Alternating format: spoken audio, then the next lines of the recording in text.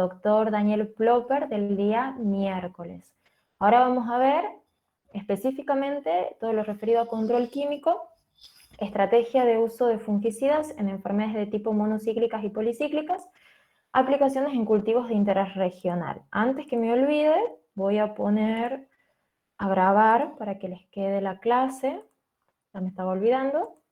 Denme un segundito, ahí vamos. Y ahora sí, continuamos. Bueno, la idea de esto, la idea de esta presentación es, bueno, vamos a hablar solamente de control químico de enfermedades, ¿sí? Ustedes ya han visto el miércoles, como les dije, en cuanto a lo que es manejo de enfermedades, todo lo referido a control legal y control genético, que eso les explicó todos esos temas muy bien desarrollados por el doctor Daniel Plopper. Yo ahora les voy a hablar de control químico y voy a mostrarle distintos casos de interés en cultivos de interés de nuestra región. No podemos dejar de hablar de lo que es el cultivo de soja y el cultivo de maíz, ¿sí? En cuanto a estrategias de manejo químico. Y vamos a hablar también de control químico en el cultivo de papa y en esclerotinia en poroto. En soja, maíz y papa vamos a ver casos de enfermedades policíclicas y en el caso de esclerotinia en poroto vamos a ver el caso de una enfermedad monocíclica. En todos los casos vamos a ver cómo manejar, cómo controlar las enfermedades con fungicidas foliares, con la aplicación de fungicidas foliares. Todavía no les di la clase de tratamientos de semilla. Cuando veamos ese tema, allá en febrero, cuando nos reincorporemos, ahí vamos a ver algunos ejemplos de patógenos, por ejemplo, monocíclicos de suelo, como los curasemillas. Son muy eficientes en el control de enfermedades y son una excelente herramienta de manejo químico de enfermedades. Pero ahora nos vamos a dedicar a hablar de estos ejemplos de patógenos de aplicaciones de fungicidas foliares. Pensé en estos cultivos, primero porque son cultivos de interés para nuestra región, segundo porque son cultivos muy contrastantes en cuanto a lo que se refiere al esquema de aplicación de fungicidas en lo que son los cultivos de granos, el cultivo de papa y en el caso específico de esclerotinia en poroto. Es un esquema distinto a los otros porque el espectro de fungicidas que se usa también es distinto debido a que el tipo de patógeno que afecta, los tipos de patógenos de los que vamos a hablar son totalmente distintos. Entonces, como para relacionar un poco con el tema de fungicidas de recién y empezar a ver cómo usamos esos fungicidas en estos cultivos, es que les quiero mostrar estos casos prácticos. Ahora bien, voy a empezar con esta frase que la verdad yo la escuché en un curso de fungicidas y me pareció justa, me abrió la cabeza en lo que es el manejo de fungicidas, que hay que tener esto en claro, que los fungicidas son herramientas de manejo epidemiológico de enfermedades, ¿sí? Y lo tenemos que ver así. Nosotros con los fungicidas queremos manejar enfermedades y controlar enfermedades y tenemos que entender para ello cómo se desarrollan estas enfermedades, para saber dónde intervenir con un fungicida. Son algunos de los conceptos que hemos visto recién en el tema fungicidas, ¿sí? Y son muchos de los conceptos que ustedes, pues todos los conceptos en realidad que ustedes ya han visto en las clases de fitopatología y que han visto en manejo integrado en MIP, ¿sí? En manejo integrado de plagas. Y que están muy bien desarrollados. Entonces ahora de nuevo, en cuestiones prácticas vamos a desarrollar lo que es el tema de fungicidas aplicado, ¿sí? Tratando de manejar epidemiológicamente las enfermedades. En epidemiología, ustedes ya han visto, la doctora Díaz les ha mencionado cuáles son los parámetros que rigen las epidemias, donde tenemos lo que es el inóculo inicial, la tasa epidémica y la duración de la epidemia. Entonces tenemos que intervenir en alguno de esos parámetros, ¿sí? Para manejar las epidemias, para manejar las enfermedades de las plantas. Uy, sin querer rechacé a alguien recién. Mil disculpas a quien era, le avisan de mi parte, pero fue sin querer. Ahí está de nuevo, denme un segundito, chicos. Entonces, ustedes han visto un montón de estrategias que se usan para reducir o para cortar, digamos, con alguno de estos tres parámetros, con el uso, con el inóculo inicial, la tasa epidémica y la duración de la epidemia. Ahora vamos a ver específicamente, ¿sí?, cómo los fungicidas van a intervenir en el progreso de las enfermedades, ¿sí? Vamos a hablar específicamente de fungicidas, aclarando que el uso de fungicidas y recalcando que el uso de fungicidas es una estrategia de manejo más y es complementaria, no es la solución a nada. Lo ideal sería contar con variedades resistentes que tengan un buen comportamiento a la mayoría de las enfermedades, pero lamentablemente eso es difícil, no está tan difundido en muchos cultivos, entonces recae mucho el manejo de las enfermedades en el uso de fungicidas. Entonces es importante saber cómo usarlos, cómo posicionarlos para poder aprovechar mejor los beneficios que tiene el empleo de fungicidas. Vamos a empezar hablando un poco de las enfermedades, del control químico de las enfermedades de la soja, ¿sí? Bueno, ustedes ya han visto, ya conocen mucho de enfermedades de soja, ya han visto mucho, de hecho hay un grupo de ustedes que les toca hablar de enfermedades de soja, así que todo lo que quieran aportar va a ser muy bienvenido. Bueno, y obviamente contamos acá contamos con la presencia del doctor Plopper, así que también lo que quiera aportar, doctor, va a ser bienvenido. ¿Qué pasa con las enfermedades de la soja?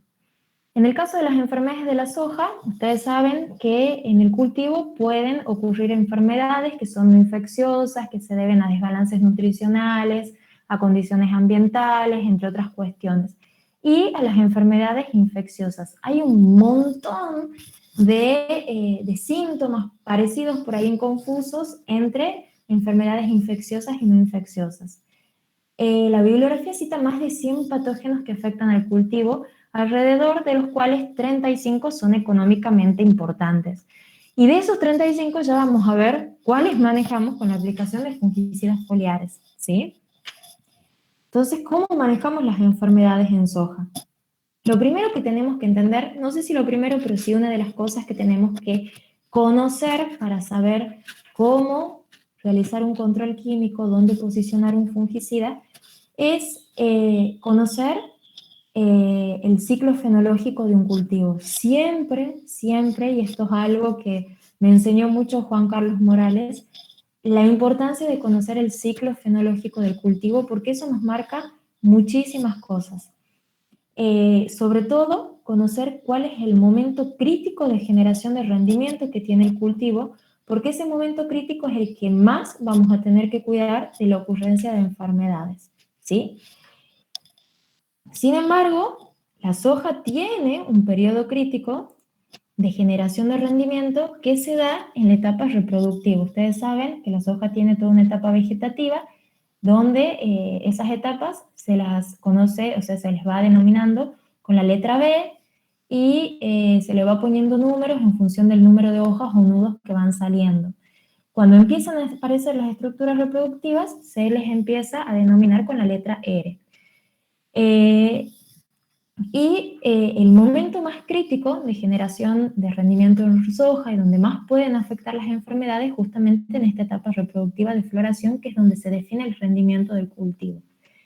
Generalmente lo más crítico es entre R3 y R5 y este es un periodo muy, muy amplio en el cultivo de soja.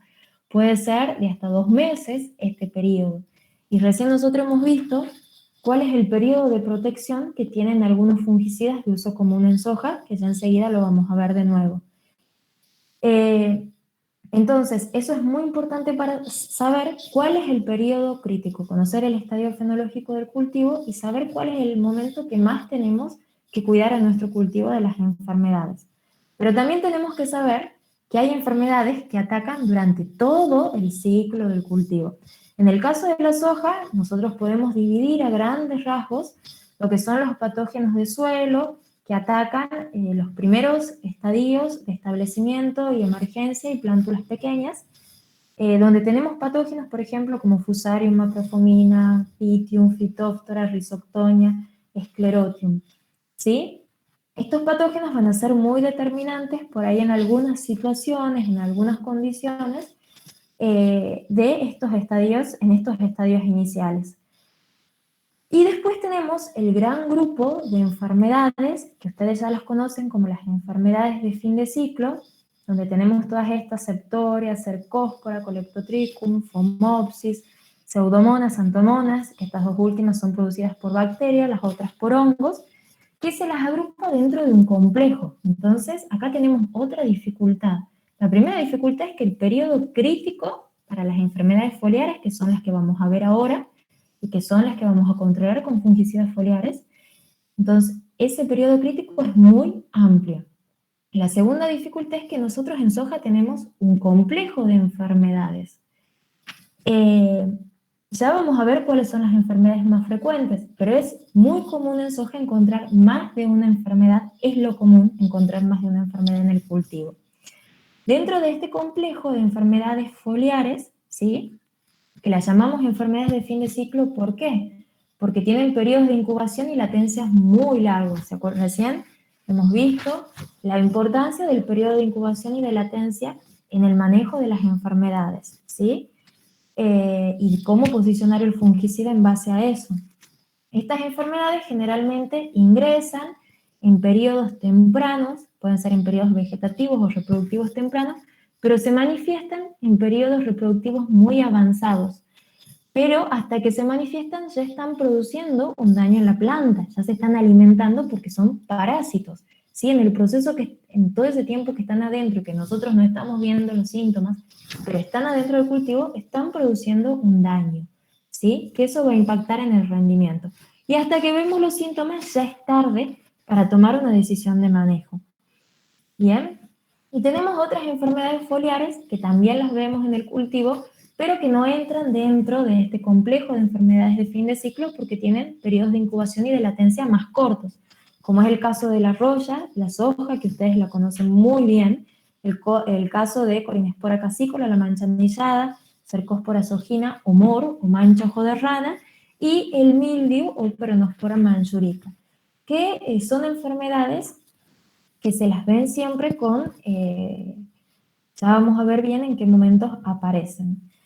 Ahora bien, en términos generales, en todo el país las enfermedades más difundidas del cultivo son la mancha marrón producida por Septoria glicines y Cercospora kikuchi, que produce el tizón foliar o la mancha púrpura de las semillas, ¿sí? Son las enfermedades más comunes que ustedes ven en el cultivo y que están en toda la zona productora de nuestro país. En nuestra región tenemos una gran presión de mancha anillada que la produce este hongo Corinespora cassícola. Es una enfermedad que a partir del 2011 más o menos ha ido incrementando su ocurrencia en toda la zona del NOA y que de a poquito, muy poquito, se la está viendo en la zona centro. Pero nos afecta principalmente a nosotros porque nuestras condiciones favorecen mucho su manifestación y su expresión. Después tenemos el caso, bueno, de la mancha ojo de rana, que fue una enfermedad muy importante y ustedes lo han visto en fitopatología como el ejemplo típico de una enfermedad muy importante que llevó a un recambio varietal muy importante también, valga la redundancia, y que ahora se está empezando a ver con las nuevas introducciones de variedades intactas que por ahí se lanzan en forma rápida al mercado y que no se les incorpora la resistencia a esta enfermedad. Y es una enfermedad que puede ser realmente muy agresiva si se presenta en estadios reproductivos tempranos, ¿sí? Incluso puede aparecer en estadios vegetativos. Y después tenemos el mildiu, que ustedes ya conocen, ya saben que es producido por un hongo biótrofo, que está presente. Hay mucha diferencia entre variedades, depende mucho de la variedad la incidencia, pero como ya hemos visto el espectro de fungicidas, como hemos tratado recién, generalmente no es controlada por los fungicidas de uso común, ¿sí? Entonces es una enfermedad que se la ve pero no se controla. Como les digo, Lo que tenemos siempre presente es Septoria y Cercospora, es lo común en nuestra zona. Mancha anillada también es muy común. Mildew también la vemos, depende de la variedad. Y después también siempre vamos a tener presencia de bacterias y de las bacteriosis. Y en el caso de la roya de la soja, depende de la campaña, el momento que aparezca. Ustedes han visto mucho en fitopatología cómo es el ciclo de la roya de la soja, que tenemos que esperar que llegue el inóculo y hay que estar muy atentos al monitoreo esperando el inóculo, ¿sí? Para determinar el momento de control. Ahora bien, como yo les digo, las enfermedades que nosotros siempre tenemos en el cultivo y que nos producen un daño económico, y ya les voy a contar un poco en estudios que nosotros venimos haciendo, cuál es ese daño económico que producen, siempre vamos a tener presentes mancha marrón y Cercospora kikuchi, ¿sí? Y Corinespora cassicula, que es una enfermedad muy importante para nuestra región. Pero el productor, por ahí en nuestra zona, está muy pendiente de la ocurrencia de la roya de la soja para decidir el momento de control, ¿sí? Porque es una enfermedad muy devastadora, ¿bien? Y ya vamos a ver también por qué es esto. Entonces, la primera dificultad que estamos viendo de aplicar fungicidas en soja es que tenemos un periodo crítico que es amplio. Tenemos enfermedades muy diversas, tenemos complejos de enfermedades foliares que atacan al cultivo y que encima ese complejo de enfermedades foliares, desde que infecta hasta que vemos los síntomas, pasan periodos prolongados de tiempo, la sintomatología se generaliza en periodos reproductivos avanzados, un R5.3, R5.2, R5.4, ¿sí? Y sumado a eso, todas estas enfermedades foliares tienen una sintomatología muy similar, ¿sí? Tenemos que entrenarnos mucho para distinguir a las enfermedades, practicar para saber de qué enfermedad se trata. Fíjense, en todas estas responden a un mismo patrón, ¿sí? Tenemos manchas necróticas, a veces rodeadas por halo amarillo, ¿sí? Y puede ser una bacteriosis, puede ser un mildew muy avanzado, que hemos visto esto en campañas pasadas, puede ser tizón bacteriano, puede ser mancha anillada. Cuando la roya está muy, muy avanzada, también puede producir esos síntomas necróticos que a veces se pueden confundir. Y tenemos mancha marrón, ¿sí? Entonces son sintomatologías que si bien tienen patrones distintos, que si ustedes si ustedes analizan eso en microscopio, en laboratorio, las pueden diferenciar. A campo es difícil y ven hojas verdes con síntomas necróticos y halos amarillos y es todo lo mismo, realmente es todo lo mismo a veces. Entonces hay que entrenarse mucho para saber distinguir a las enfermedades, para poder individualizarlas, para saber a cuáles las podemos controlar con un fungicida y a cuáles no, ¿sí? Por ejemplo, a estas tres las podemos controlar con un fungicida, ¿sí? A lo que es mancha marrón, a roya de la soja y a mancha anillada, con los fungicidas de uso común en soja. A tizón bacteriano, la pústula bacteriana son enfermedades bacterianas, un fungicida no les va a hacer nada. Hay que ir a otro tipo de productos, pero que son caros para el cultivo de soja. Y mildew, como es un omicete, estos tipos de productos que se usan en soja para estas enfermedades de acá abajo pueden llegar a tener algún control, pero no es el mejor control. Entonces, es importante saber distinguir a las enfermedades en soja para saber qué estamos controlando realmente, ¿sí? Fíjense en acá, tenemos este otro tipo de sintomatología que también son parecidas y pueden ser un montón de cosas y responden a este patrón, hojas con manchas necróticas y nunca están rodeadas de un halo amarillo. Incluso a veces se ven algunos síntomas rodeadas de algún halito amarillo que pueden confundir. Pero en este caso pueden ser fitotoxicidad por herbicidas, por aceites, como son estos ejemplos, puede ser mancha ojo de rana, como es este ejemplo, o puede ser Mirotecium, como es este ejemplo. También puede ser Filosticta, ¿sí? Que es otra enfermedad que produce síntomas muy similares. ¿Qué tenemos que hacer? Diagnosticar, ¿sí? Tenemos que ver qué tipos de estructuras crecen ahí. Si crecen esporodoquios, sabemos que es Mirotecium. Si crecen inflorescencias, que son esos conjuntos de conidióforos con conidios, es manchojo de rana. Si salen pigmidios, puede ser Filosticta, ¿sí? Tenemos que diagnosticar y saber qué enfermedad se nos están presentando. Y luego, bueno, acá tenemos otra sintomatología, por ejemplo, que se puede deber a muchas cosas. El tizón foliar o la mancha púrpura de la semilla producido por Cercospora kikuchi produce esa sintomatología característica así medio arrugada, ¿sí? Que por ahí hay algunas otras cuestiones, como ser síntomas de quemado con sol, que se pueden confundir, o fitotoxicidad por algunos herbicidas, ¿sí? Incluso actualmente se ha determinado más de una sintomatología, aparte de esta, relacionada a Cercospora kikuchi, ¿sí? Y se ha avanzado mucho en el conocimiento de esta Cecilia, enfermedad. no se está pasando el PowerPoint. Eso. ¿No se está pasando? No, quedó en el Oh, B1.8, quedó en eso. oh, no me digan. Sí. ¿Qué será algún problema de conexión? Me imagino. Ah, no. No sé, profesor, a mí directamente me aparece negro la pantalla, no me aparece nada. Que hace bastante. Ay, qué pena. Qué raro, ¿no? A ver, Esperen. Yo pensaba que era el único que tenía el problema. cargalo, descargalo y volverlo a cargar a ver si... A ver, capaz Dejarlo que de sea. compartir y... Sí. Denme un segundito. Qué raro. Vamos de nuevo. O sea que no han visto nada de los que les estoy mostrando. De Bueno, de la sintomatología no. nada. Bueno.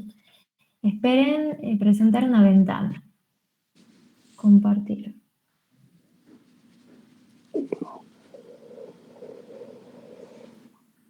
Ahí están viendo. Ah, no, espera. No, Compartir. no. Ahí vamos.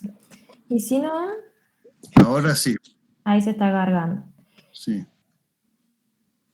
Ujú. Ahora hay que Ahí ver ven si la... pasa. Bien. Estamos dificultades en el manejo de enfermedades. Ahí tenemos las etapas vegetativas. Exacto, ese era lo último que se quedó ahí. Bien. Han pasado ya las enfermedades A mí de todavía fin no de me siglo. aparece nada. Ahí se queda nomás la Qué pena. fenología del cultivo. Bueno, denme un segundito. Voy a ver. Qué macana. No pasa la presentación. Y encima es todo con imágenes. O sea que Ahora sí, ahora sí está pasando. está pasando. Quizás sea algún Sí, problema de conexión, estoy sospechando. Ahí están viendo. sí, ahora está. ¿Pasa? Sí, Bueno, Se ve, profe. Siempre demora un poquito, digamos. bueno. ¿Saben qué Ahí voy a está. hacer? Bien, esperen, Ahí está, pongamos ahora sí. grabar. De nuevo. Bueno, ay, muchas gracias por avisarme, ingeniero. Continuemos. Bueno, entonces les voy a mostrar las imágenes, ¿sí? No quiero volver a la de los estadios vegetativos, porque temo que no siga. Pero bueno, acá yo les había representado en los estadios fenológicos las distintas enfermedades que van apareciendo, ¿sí? Y bueno, y les iba mencionando cuáles aparecían en cada momento. ¿Ahí pasó? No, ahora sí, Oh, ahora sí. ahí está. Bueno, buenísimo. Y acá les estaba mostrando todas estas enfermedades que responden a esa sintomatología de hojas con manchas necróticas, a veces rodeadas por halo amarillo, que están todas estas enfermedades que les fui nombrando, ¿sí? Continuamos. Acá estaban estas otras que responden a hojas con manchas necróticas nunca rodeadas de halo amarillo. ¿La están viendo? Sí, Sí. está bien. Perfecto, Está bien, gracias. Bueno, ahí Sí. están cualquier cosa, mirotes. sí. Si se cortan, me avisan de nuevo, por favor, me interrumpen. Entonces acá les daba el ejemplo de Mirotecium, de mancho ojo de rana, que es muy parecido a síntomas de fitotoxicidad, ¿sí? Entonces, la importancia de saber diagnosticar y reconocer a las enfermedades en soja. Y después tenemos el ejemplo de Cercospora kikuchi, que hay otras cuestiones como síntomas de quemado por sol o fitotoxicidad que por ahí, por algunos herbicidas que se puede confundir, ¿sí? Entonces, tenemos, como les dije, varias tenemos varios puntos que hasta acá vamos viendo que pueden representar una dificultad para decidir cuándo aplicar un fungicida. Como les dije, el periodo crítico de generación de rendimiento es amplio, los son muy confusos, hay un complejo de enfermedades, ¿sí?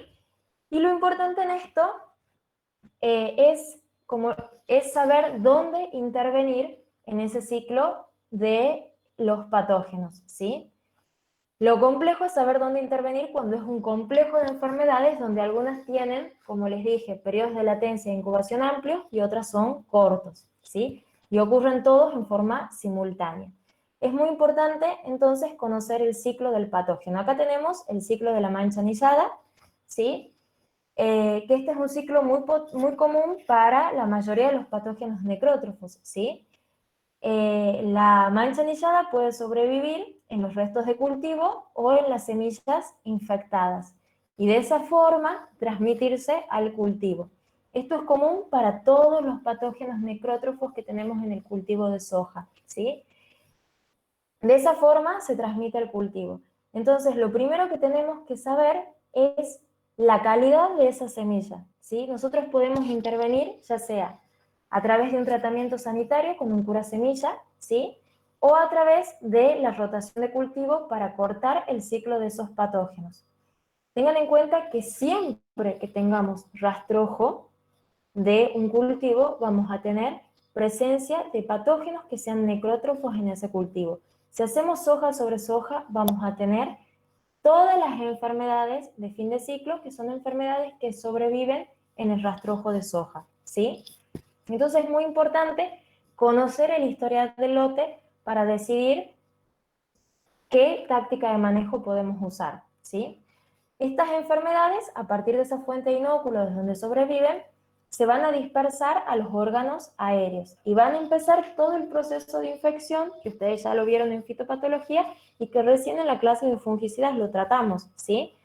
Los conidios se van a liberar desde acá las esporas, van a llegar al tejido vegetal, cuando tengan las condiciones adecuadas, que son las horas de mojado foliar y la temperatura, van a germinar, van a penetrar, van a producir la infección, van a colonizar, y en esos síntomas que aparecen después de la colonización, se van a producir nuevas estructuras de resistencia y son patógenos policíclicos.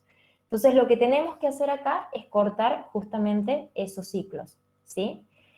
Entonces, ya hemos visto, bueno, varias dificultades o por ahí varias cosas que nos llevan a decir, bueno, ¿cuándo aplicamos un fungicida en soja? Y además de cuándo aplico, ¿qué aplico también? Ese es otro tema.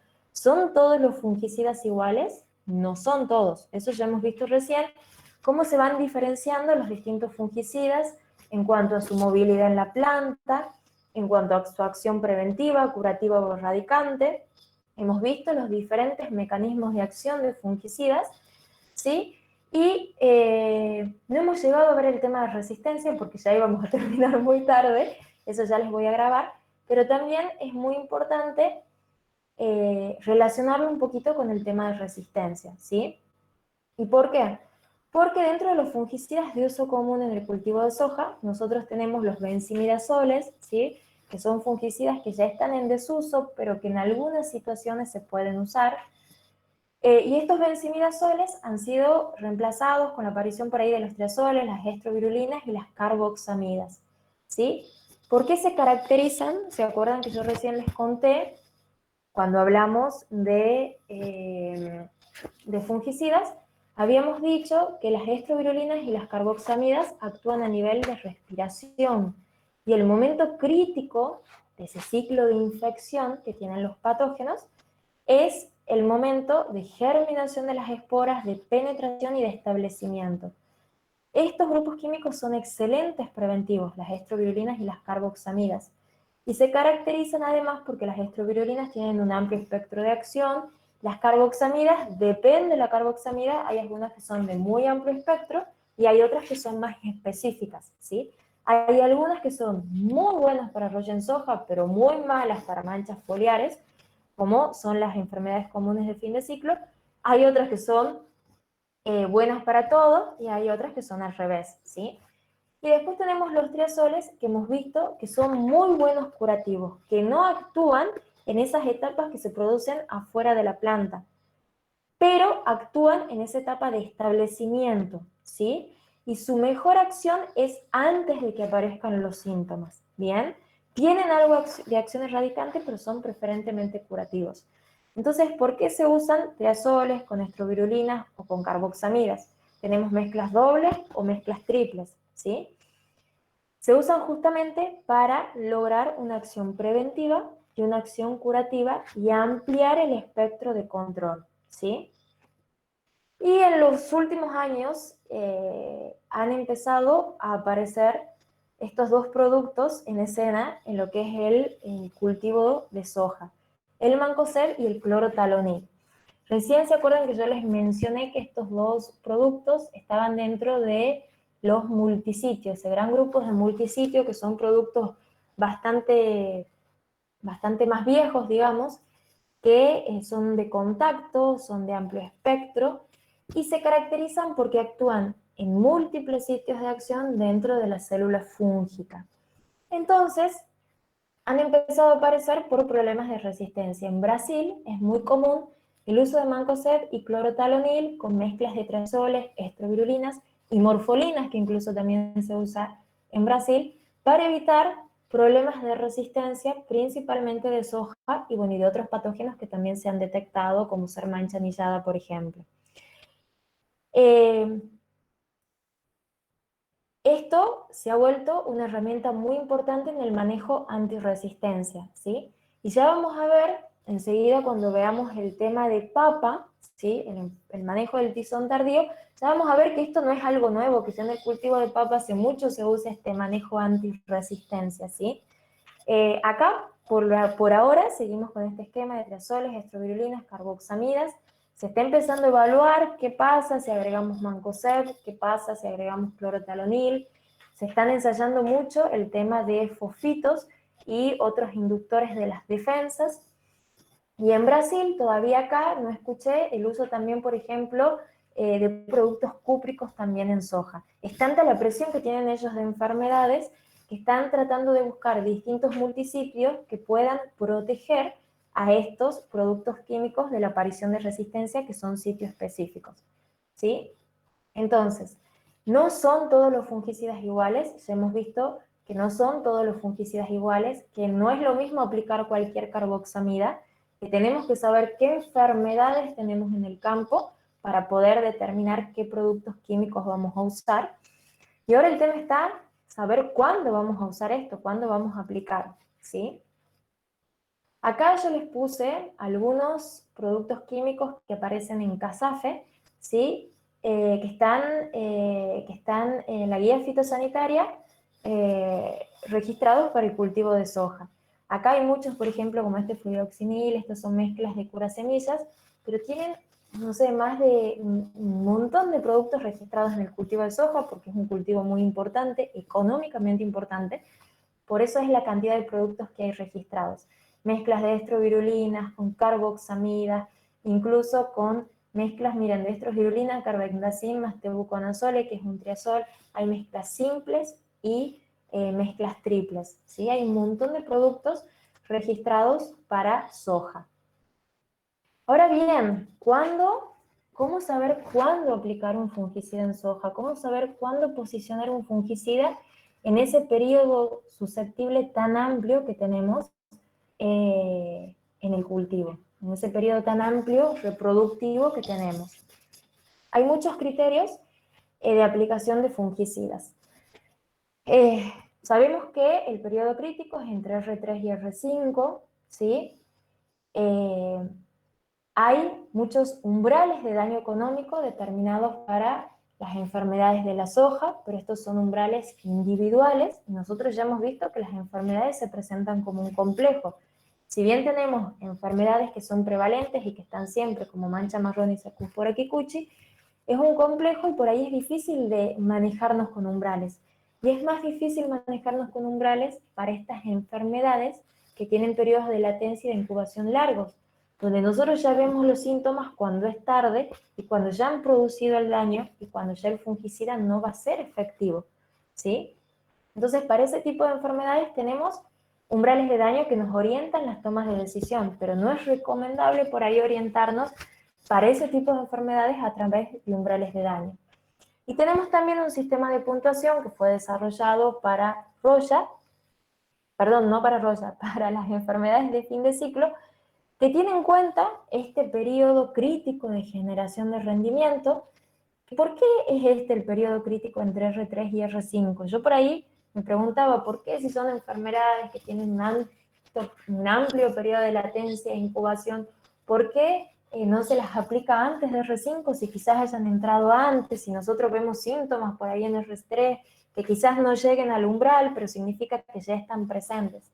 Y bueno, justamente no se olviden que cualquier decisión de manejo que realicen es una decisión económica. Y en cultivos por ahí que no tienen un retorno económico tan importante, hay que decidir muy bien cuándo aplicar un fungicida para hacer más eficiente esa medida de manejo, ¿sí? La mayoría de los ensayos que se llevaron a cabo, que se vienen haciendo un montón de ensayos por muchísimas instituciones como la Estación Experimental, el INTA, las universidades, han demostrado que las mejores respuestas a la aplicación de fungicidas se obtienen siempre entre R3 y R5, ¿sí? Pero como les digo, es un periodo muy amplio que puede abarcar 2 meses donde el fungicida no nos llega a cubrir 2 meses y las enfermedades van teniendo ciclos continuos. Entonces, este sistema de puntuación que fue desarrollado tiene en cuenta las precipitaciones que ocurren entre este periodo de R3 y R5, porque este sistema que fue desarrollado en la uva demostró que las precipitaciones se relacionan muy bien, la ocurrencia de las precipitaciones entre R3 y R5 se relacionan muy bien con respuestas positivas al manejo, a la aplicación de fungicidas, ¿sí?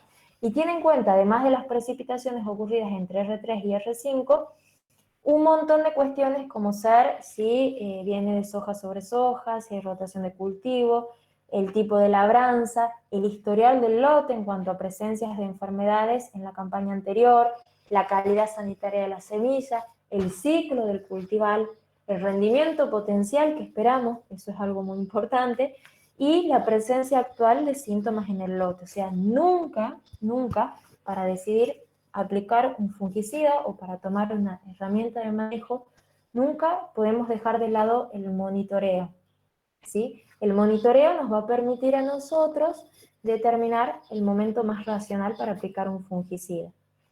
Pero bueno, en este caso el sistema de puntuación le da mucho peso a las lluvias que ocurren entre R3 y R5, ¿sí?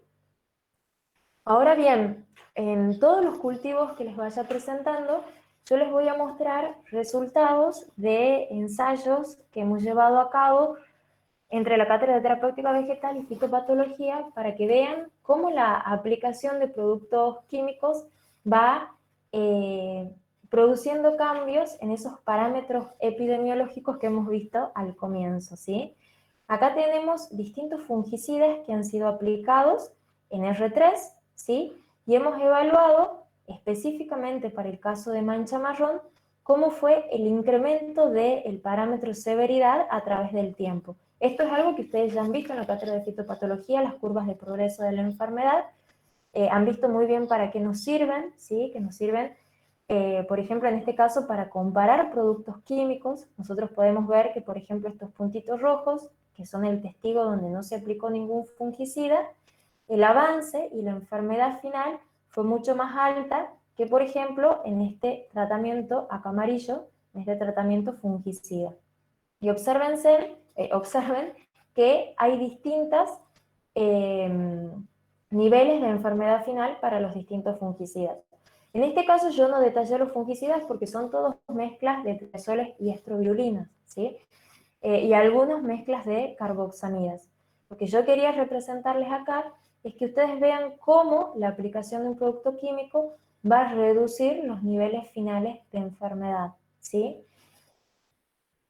Fíjense acá, este puede ser el caso del testigo donde no se aplicó nada. Fíjense la defoliación que ocurre debido a mancha marrón. Ustedes saben que la mancha marrón produce un daño muy importante, es la defoliación que ocurre en el cultivo. Vean acá los síntomas de enfermedad, no hay hojas sanitas abajo, ¿sí? Fíjense en las hojitas que sacamos de acá.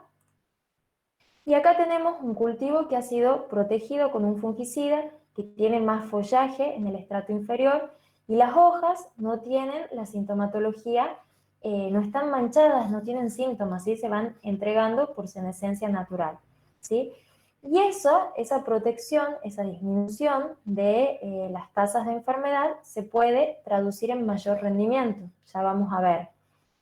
Ahora bien, como yo les decía, la mancha marrón y Cercospora kikuchi son enfermedades que están siempre, pero que la vemos por ahí tarde, y que muchas veces en la zona el productor espera la primera detección de roya para decidir cuándo aplicar un fungicida, porque todos sabemos que el daño que nos produce la roya de la soja en el cultivo, si no se la maneja a tiempo y se aparece en estadios reproductivos tempranos, pueden ser daños muy importantes, ¿sí?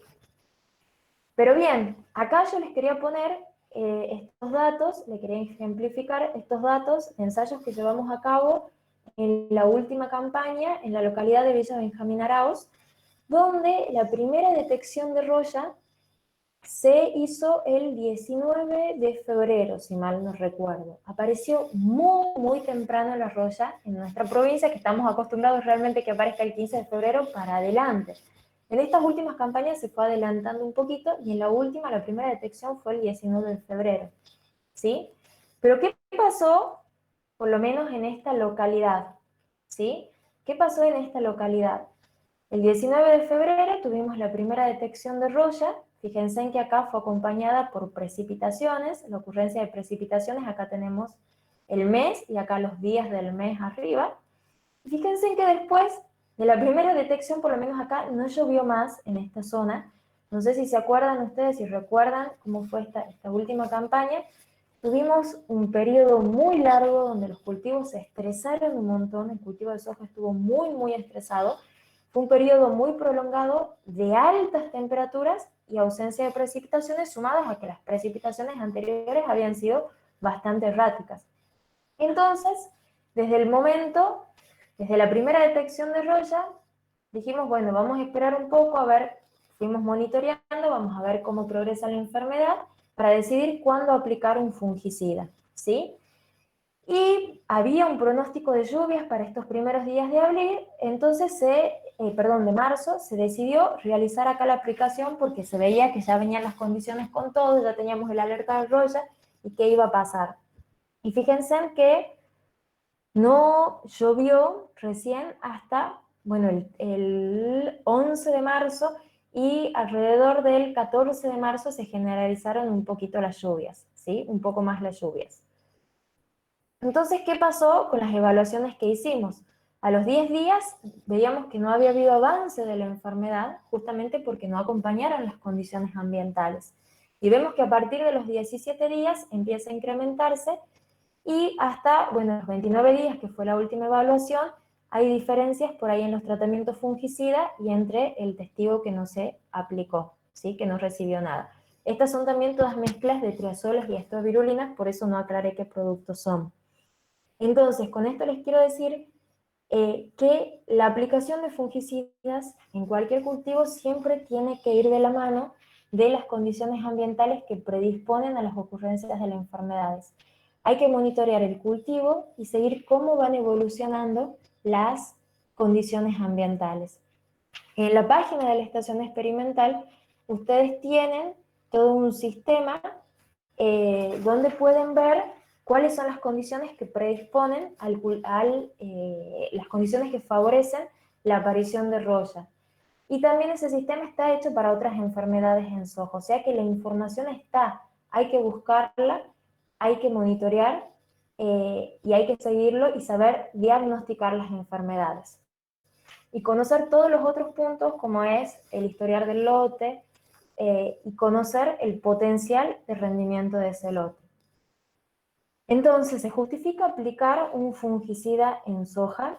En general, la bibliografía cita pérdidas de rendimientos en soja de 8 a 30%. La mayoría de los trabajos dan un 20% máximo de pérdidas.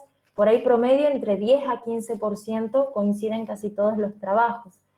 Y todos los trabajos mencionan que hay una respuesta en el número de granos por metro cuadrado, en el peso de los granos, en la calidad. Por lo tanto, hay una respuesta bastante positiva en el rendimiento final, ¿sí? Yo acá les quiero mostrar resultados de algunos estudios que venimos realizando desde la campaña 2011-2012 hasta el 2017-2018. Bueno, no agregué las de las últimas campañas, pero básicamente esto es para que ustedes vean que siempre obtenemos una respuesta de rendimiento a las enfermedades, ¿sí? A las enfermedades de fin de ciclo, a las enfermedades en soja. Aquí en el año 2012 fue una campaña, 2011-2012, esta campaña fue una campaña totalmente seca, donde no hubo respuesta de rendimiento, donde los rendimientos del cultivo en general estuvieron muy bajos porque las condiciones no favorecieron al cultivo. Y siempre tengan presente que todas las condiciones ambientales que favorezcan al cultivo van a favorecer a las enfermedades, ¿sí? Por eso acá no tienen datos de incremento de rendimiento, pero fíjense para la campaña 2014-2015, los incrementos de rendimiento fueron de un poquito más de 1000 kilos, que representaban un 23% para ese año, ¿sí? Y fíjense que están más o menos en el rango que cita la bibliografía. En esta campaña 2015-2016, este 36%, recuerdo que fue un año donde tuvimos también mucha presión de roya en el lote donde realizamos el ensayo, ¿sí? Esto está muy acorde a lo que dice la bibliografía, como ustedes ven. Entonces, ¿cuáles son los criterios para definir cuándo posicionar un fungicida en soja? Como les mencioné al comienzo, tenemos muchas dificultades, muchas dificultades, como ser la conjunción de síntomas, el periodo crítico que es muy amplio, ¿sí? Pero nunca podemos dejar de lado el monitoreo para saber diferenciar a las enfermedades, para saber cuál es la enfermedad que está presente en el lote, a dónde tenemos que apuntar, tenemos que armar un historial del lote, ¿sí? Tenemos que lograr un diagnóstico correcto de enfermedades, tenemos que conocer cuáles son las condiciones ambientales de cada campaña y conocer el espectro de acción de los distintos fungicidas para saber cuál fungicida elegir en función de cuáles son las enfermedades prevalentes que tenemos o qué se nos está por venir, ¿sí? Bueno, esto es un poco para mostrarle algunos ejemplos prácticos de soja, ¿sí? ¿Tienen alguna duda de soja? ¿Hay algo que quiera aportar, ingeniero Ploper, a esto? Para que continuemos un poco con lo que es el cultivo de maíz. ¿Tienen alguna duda? Sí. No, simplemente agregar que efectivamente es así, la aplicación de fungicidas en soja, por lo menos acá en el noroeste argentino, es algo muy importante y se ha demostrado a lo largo, no solamente del 2011, nosotros en la estación experimental, No, sí. más o menos del 2001, 2001 que venimos probando y la mayor parte de las campañas tenemos respuestas, pero siempre, muy bien dicho, relacionada con la ocurrencia de condiciones ambientales. La gran preocupación siempre ha sido las enfermedades de fin de ciclo, hasta que acá en el año 2004 apareció la roya de la soja, pero desde entonces hemos podido comprobar que no es una enfermedad que es muy raro que se presente en estados vegetativos como es en Brasil o en Bolivia. Acá aparece siempre lo más temprano son esas detecciones de febrero, pero lo más normal es que ocurran, que se presente en marzo. Y hay veces, años que no se ha presentado, como ha sido algunos años con mucha seca. Pero de tal manera que a la roya se la puede manejar prácticamente como si fuera una enfermedad de fin de ciclo más. Así que, y bueno, y es muy bueno, nos ha dado muy buen resultado el método de la toma de decisiones con el método que tiene en cuenta una serie de factores. Hemos comprobado que en los años se justificaba y el método así lo decía. En cambio, en los años en que no, el sistema nos decía que no había que aplicar, efectivamente ese año, cuando uno hizo la prueba, no hubo diferencias significativas en las pérdidas de rendimiento entre el testigo no tratado y el aplicado. Así que eso como contribución. Perfecto. Muchas gracias, ingeniero. ¿Quieren agregar algo, chicos, o quieren que continuemos con maíz? Una pregunta sobre el sistema ese. Sí. ¿Se lo aplica? O sea, uno vendría a hacer la aplicación del fungicida cuando se van dando esas condiciones o tiene que esperar hasta que se den todas y recién ahí aplicar. El sistema va dando una puntuación para cada uno de los ítems que te fui mencionando. Por ejemplo, para lo que son las precipitaciones, ya lo pongo, así lo vas viendo.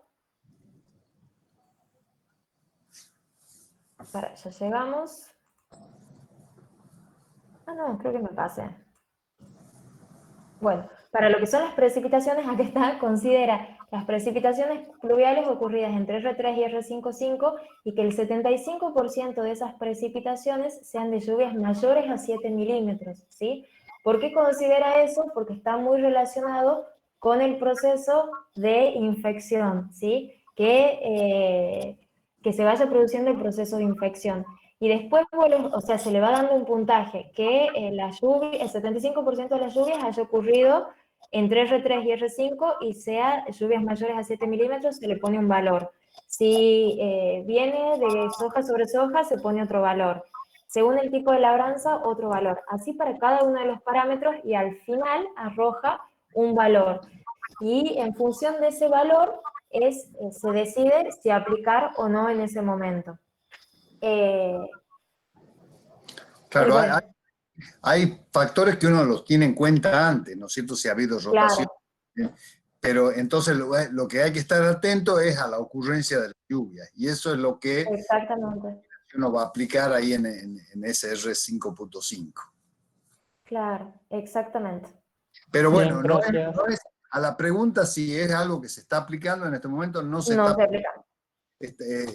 pero es algo que nosotros venimos ya insistiendo desde hace un par de años cuando hemos podido validarlo, ¿no? Exactamente, es algo que no está generalizado, está validado. Han sido trabajos que han desarrollado desde la estación experimental, pero es muy errática cuando aplica un fungicida el productor. Generalmente lo aplica por ahí cuando tiene que aplicar algún insecticida, o quizás porque el margen le da este año para la aplicación de un fungicida, entonces decide aplicarlo. Esto por ahí es bastante errático entre los productores. Hay productores que sí reconocen muy bien a las enfermedades y que hacen un manejo de las enfermedades y que saben que el fungicida les da un retorno económico porque entienden que está habiendo una pérdida de rendimiento por fungicidas. Obviamente, siempre en función de la campaña agrícola. Pero bueno, hay otros productores que por ahí el tema de enfermedades no lo tienen tan en cuenta como otras problemáticas de maleza o de insectos. Y en función del año, si tienen un margen o no, deciden aplicar un fungicida. El manejo va a depender mucho de la zona, de la escala del productor, pero bueno, básicamente, no sé si quiere agregar algo, ingeniero, es así. No, la mayor parte, acá 20 años atrás no se aplicaba prácticamente fungicidas. Cuando los trabajos han demostrado la importancia que tenían estas enfermedades, básicamente como consecuencia, la mayor parte de estas enfermedades que ha mencionado la ingeniera son enfermedades necrotróficas, o sea, permanecen en el residuo, en los residuos. En los restos de cultivo. Tiene un monocultivo de soja, como ha habido acá por muchos años, monocultivo de soja, se va acumulando inóculo, la presencia de las enfermedades en el lote va incrementándose. En esas condiciones de monocultivo de soja, algunos años con condiciones ambientales favorables, entonces han mostrado que había pérdida de rendimiento por enfermedades y consecuentemente había un retorno con la aplicación de fungicidas. Eso ha sido suficiente como para abrir la cabeza a muchos productores y hoy es arriba del 80% de los productores deben estar hoy aplicando fungicidas. Por supuesto que varía con los años, varía con las condiciones ambientales, pero ya hay una conciencia de que pueden llegar a perder rendimiento. enfermedades y que la aplicación del fungicida se paga prácticamente con el mínimo retorno de rendimiento que uno tiene con la aplicación. Así es. Muchas gracias, ingeniero. Bueno, por favor. Bueno, continuamos entonces con las enfermedades con maíz, ¿sí? Avanzo la presentación.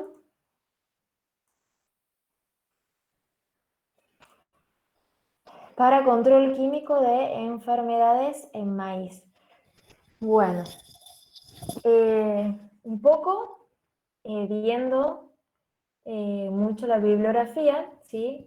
¿Por qué es tan errático el uso de fungicidas en maíz? El maíz no está tan generalizado como es el caso del cultivo de soja, y esto se debe a que en muchos casos hay una estabilidad en obtener incrementos de rendimiento por el empleo de fungicidas cuando hay variaciones en factores como cultivares, la cantidad de enfermedad, los sistemas de producción, el nivel tecnológico empleado, entre otras cuestiones.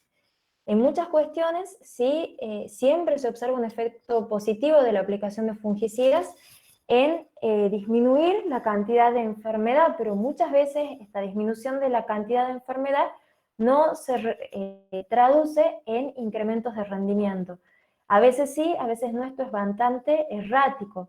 Entonces, lograr esas respuestas positivas que garanticen el retorno económico muchas veces no es tan claro en maíz como si es, por ejemplo, en el cultivo de soja, como bien lo mencionó recién el ingeniero Plopper. Entonces, es bastante errático el uso de fungicidas en maíz. Acá tenemos la lista de fungicidas que, como ustedes ven, es mucho más reducido, son muchos menos los fungicidas que tenemos disponibles registrados para el cultivo de maíz respecto de los fungicidas que están registrados para soja. Y eso surge un poco por la demanda, quizás. Y siempre, como ustedes ven, son mezclas del mismo espectro de fungicidas. Fungicidas del grupo de las estrovirulinas, de los triazoles, y empiezan a aparecer ahora las carboxamidas.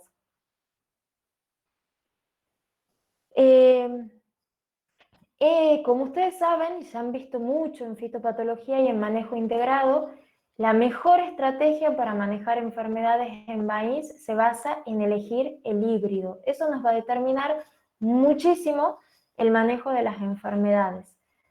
Las respuestas de rendimiento en general al uso de fungicidas pueden llegar hasta más de 1000 kilos, ¿sí? Por ejemplo, para roya, y hay respuestas de 2000 kilos que cita la bibliografía para el control de tizón. Tenemos respuestas de rendimiento, ahora hay que saber con cuánto pagamos ese tratamiento fungicida. Hay muchos beneficios también adicionales que se citan en la literatura sobre el uso de fungicidas en maíz, como ser el control de otras enfermedades foliares. Se observa que también hay una mejor calidad de lo que es el tallo, ¿sí? En aquellos cultivos de maíz que han sido aplicados con fungicida. Así que, fungicidas. Y se sabe muy bien también cuál es la eficacia que tienen los distintos fungicidas para las principales enfermedades en maíz.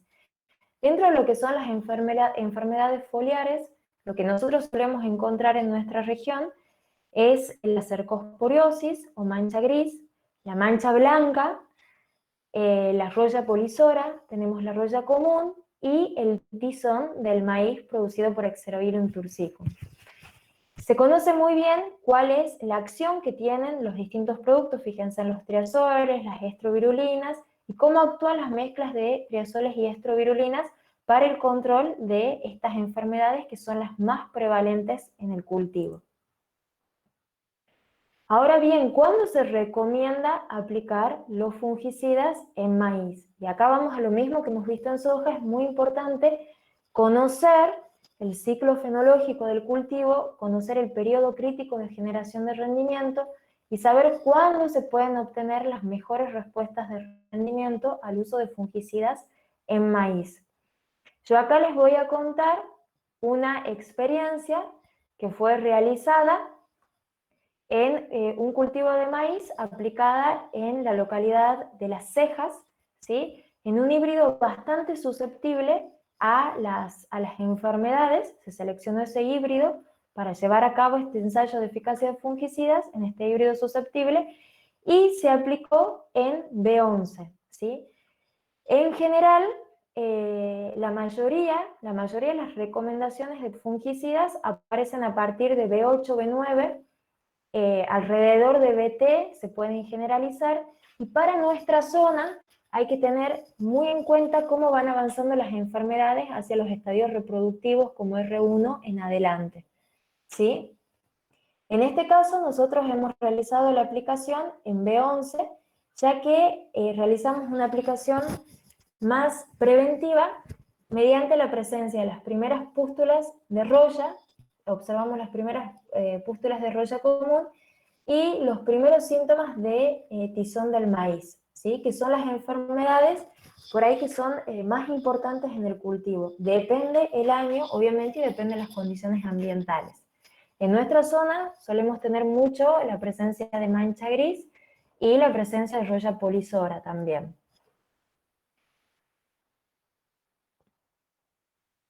Como les digo, nosotros en este caso realizamos una aplicación en BT y acá ustedes pueden ver qué tipo de sintomatología observamos. No sé, creo que no está muy clara la foto, pero pueden ver todos estos síntomas de tizón foliar que observamos en el testigo sin aplicar, ¿sí?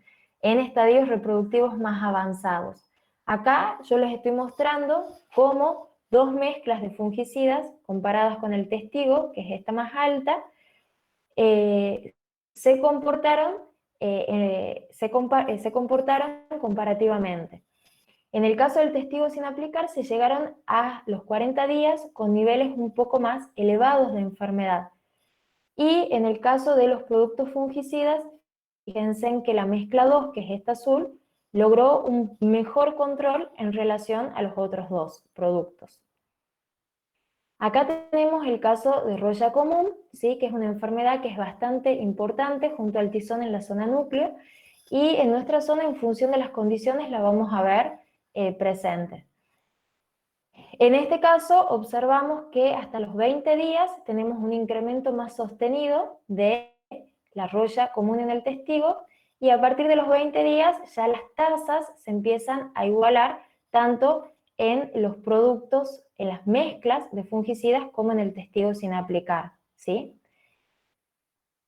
Y por otro lado, tenemos el caso de roya polisora, que en esta situación, esto fue un ensayo que llevamos a cabo, la campaña 2018-2019, donde hubo una fuerte presión de roya polisora en este lote, y fíjense cómo las curvas de progreso se mantienen mucho más bajas, ¿sí? Las tasas son mucho más bajas en el caso de las mezclas fungicidas versus el testigo sin aplicar, donde llegó a niveles a los 40 días de un 16%, que para una roya son valores interesantes, ¿sí?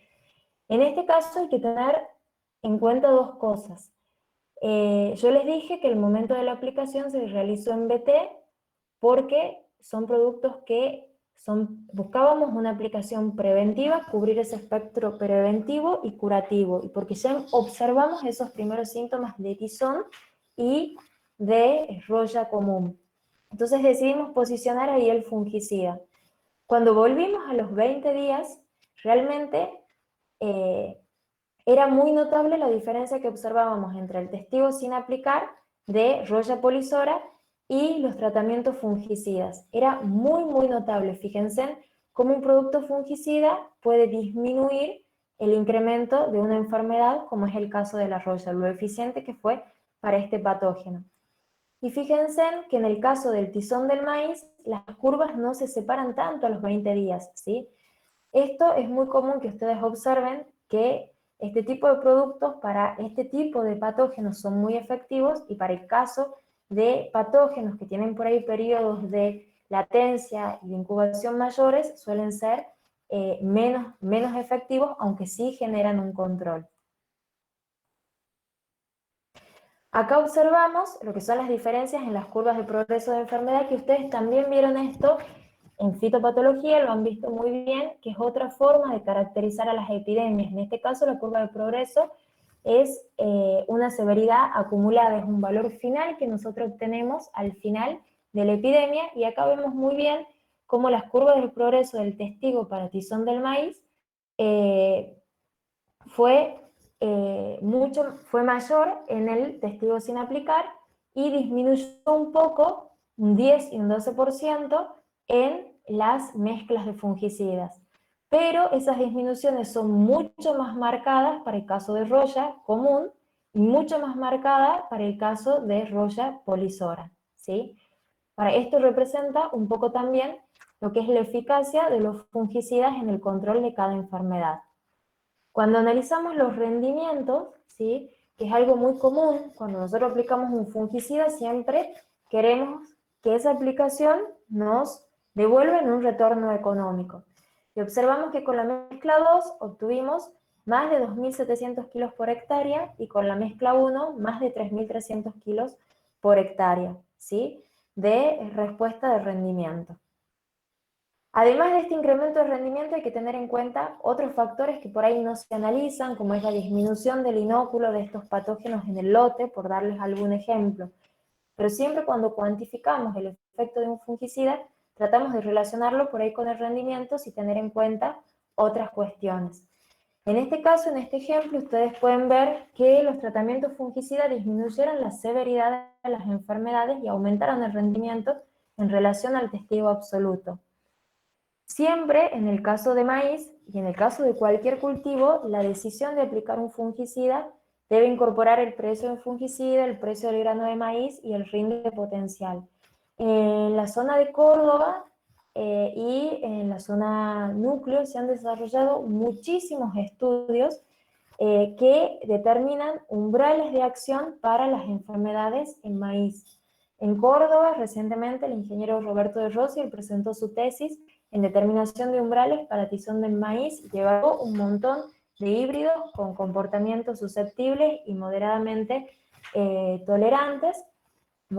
susceptibles, y él observó la diferencia de comportamiento del tizón, determinó y cuantificó exactamente cuál es la respuesta de rendimiento que obtenemos ante la aplicación de un fungicida. Ese tipo de estudios sería bueno realizarlos en nuestra región con nuestras condiciones ambientales que determinan por ahí dinámicas de epidemias totalmente distintas. Por esto es muy importante determinar la historia de enfermedades a nivel regional y de lote. Yo acá les presenté nuevamente un ejemplo para que ustedes vean cómo la intervención de un producto químico en un cultivo, en este caso maíz, puede disminuir la ocurrencia de enfermedades, puede aumentar el rendimiento del cultivo. Como bien dijo el ingeniero Kloper, este tipo de estudios se vienen realizando ya hace muchísimo tiempo por la estación experimental. Es información que se conoce cuál es por ahí el comportamiento de los diferentes híbridos, de las diferentes sangres, si son templadas o tropicales, a las enfermedades. Lo que hay que hacer es aplicarlas a nuestra situación de producción y decidir cuándo realizar la aplicación de un fungicida. Es construir una historia y esa historia, para construirla, sí o sí requiere la diagnosis correcta de las enfermedades en el campo. Siempre tenemos que partir nuevamente, como lo vimos en soja, del monitoreo de las enfermedades en campo. Bueno, esto es un poco para presentarles el tema de fungicidas en maíz. ¿Quiere aportar algo, ingeniero Ploper? ¿Tienen alguna consulta, chicos? No tengo yo nada para aportar, ¿no? Es poco lo que hemos hecho nosotros en maíz en los últimos años, pero creo que estuvo bien explicado, ¿no? Bien. Bien, sí son, por lo menos lo que yo he estado viendo para la zona, no hay estudios de aplicación de fungicidas que hayan sido realizados, pero sí se presenta siempre lo que es el comportamiento de las enfermedades, Sí. cómo van ocurriendo. Esa información está disponible. También en esto creo que lo que hay que mencionar es por qué a veces uno no tiene la misma respuesta que en soja. Tiene que ver también con el monocultivo de maíz, y donde Tal cual.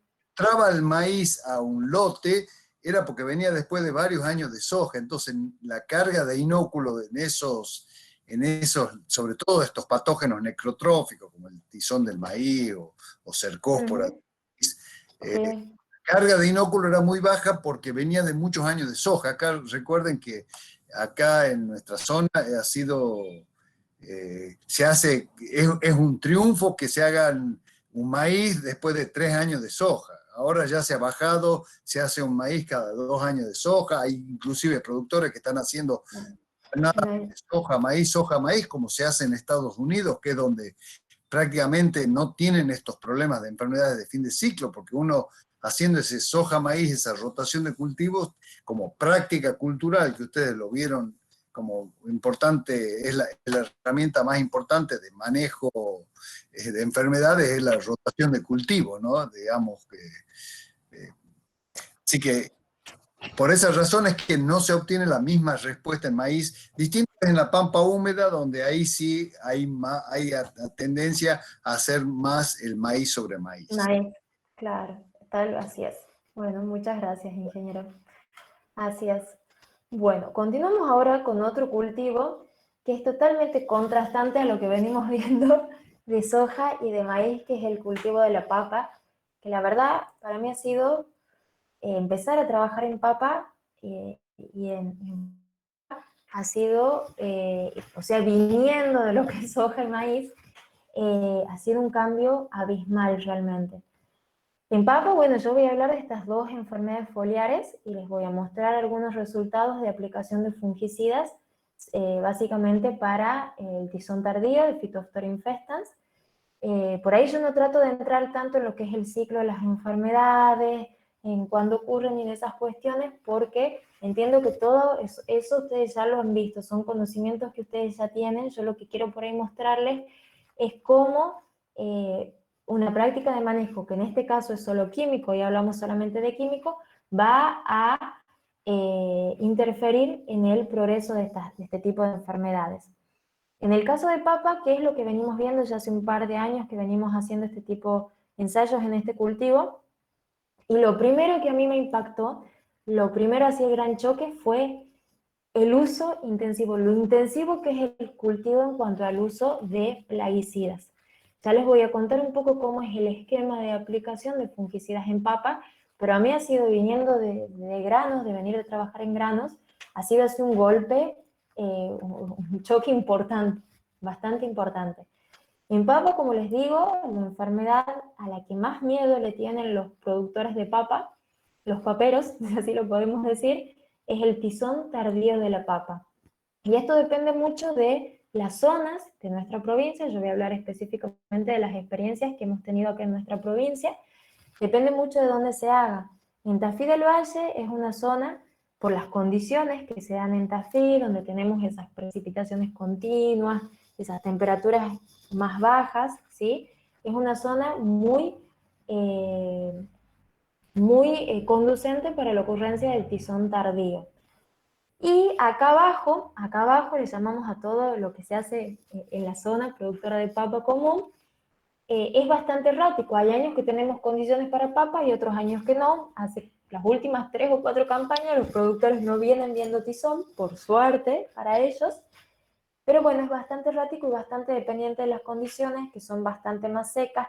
Tenemos de golpe temperaturas altas que nos vienen en el invierno, bueno, y en la primavera, que es cuando el cultivo está terminando. Entonces eso hace que, según el año, se presente o no esta enfermedad.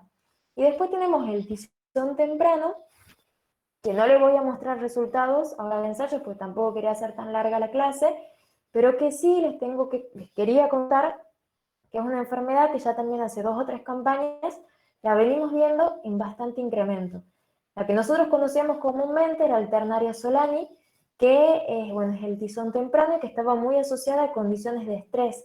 de alta temperatura, por ahí de deficiencia nutricional, y ahí veíamos que se presentaba, pero no como enfermedad tampoco tan importante y tan características de nuestra zona. Nos llamó mucho la atención que en las dos últimas campañas venimos viendo realmente el avance que está teniendo el tizón temprano, el daño que produce en el cultivo, cómo quema, pero realmente es un quemado el que produce en el cultivo, y nosotros le llamamos como alternaria especie porque se ha determinado que también, aparte de alternaria solani, está alternaria alternata, que muchas veces alternaria alternata y la tomamos como solani, que es mucho más agresiva esta última alternaria, es muchísimo más agresiva, avanza más rápido, se está presentando mucho más temprano en el cultivo, y no es tan sensible a los fungicidas por ahí como sí lo es alternaria solani. Entonces eso cambió un poco el esquema, nos cambió un poco a lo que estábamos acostumbrados a ver, por ahí a lo que queríamos probar, que bueno, el gran miedo de papa en la zona era el tizón tardío, y estamos viendo que alternaria alternata se viene presentando tanto en la zona de abajo, productora de papa que le llamamos, como en Tafí del Valle. Hemos visto la campaña pasada una presión altísima de alternaria en papa. Alternaria especie que la llamamos porque también a campo es bastante, si bien son síntomas diferentes, por ahí llega un momento que se confunde y generalmente estamos encontrando más lo que es alternaria alternata, que alternaria solani nos está costando encontrarlo últimamente. Y también porque quería presentarles estas enfermedades. Ahora vamos a hablar específicamente de lo que es el control del tizón tardío, porque como les decía recién, les quería mostrar un esquema, o sea, un espectro, mejor dicho, de fungicidas totalmente distinto de lo que usamos en los cultivos de soja. Acá tenemos los oomiceticidas específicos que hemos visto recién en la clase de fungicidas, ¿sí? Como ser metalaxil, propamocar, fíjense que está el fosfetilaluminio, etaboxam, todos estos, dimetomorf, ciazofamid, todos estos son productos que son oomiceticidas específicos que controlan muy bien lo que son los hongos, perdón, no los hongos, no son hongos verdaderos, pero lo que es el grupo de los que llamamos oomicetes, ¿sí? Y después tenemos un producto, hay dos productos de uso común, el mancozeb y el clorotalonil, que en papa se viene usando hace un montón como una estrategia antirresistencia, ¿sí? Ya vamos a ver un poquito más por qué. Esto es en cuanto al tizón temprano, en cuanto al tizón tardío. Y en cuanto al tizón temprano, fíjense que el espectro de acción que se usa es totalmente distinto, el espectro fungicida, porque está producido por alternaria, que es un hongo superior, y que por fungicidas del grupo de los triazoles, de los benzimidazoles, de las carboxamidas incluso, que a este tipo de espectro de productos químicos ya los conocemos de grano, ya no suenan de ahí. Si bien son productos distintos, los que se registran para hortícolas en algunos casos coinciden, ¿sí? Ahora bien, ¿cuál es el esquema de aplicaciones que a mí me impactó, que me llamó mucho la atención en el cultivo de papa, acostumbrada al cultivo a los cultivos de granos? El esquema de aplicaciones que emplea comúnmente el productor acá son aplicaciones preventivas, ¿sí? Aproximadamente desde los 30 días de emergencia. Más o menos se siembra la papa, a partir de las 3 semanas o un mes empieza a emerger, empieza a brotar la papa, se ven los brotecitos, y cuando la papita tiene, o sea, a los 30 días de esa emergencia, cuando ya está formada la plantita, empiezan las aplicaciones preventivas, ¿sí? Es muy intensivo la aplicación en cuanto a insecticidas, en cuanto a fungicidas. Ese esquema preventivo comienza con aplicaciones de mancozeb o clorotalonil, ¿sí? Por ahí se aplican solamente mancozeb, hay algunos productores que mezclan mancozeb con clorotalonil, ¿sí? Y se usan estas aplicaciones preventivas, ¿por qué? Porque realmente el productor le tiene mucho miedo a lo que es el tizón tardío, bueno, y a otras enfermedades que puedan ocurrir.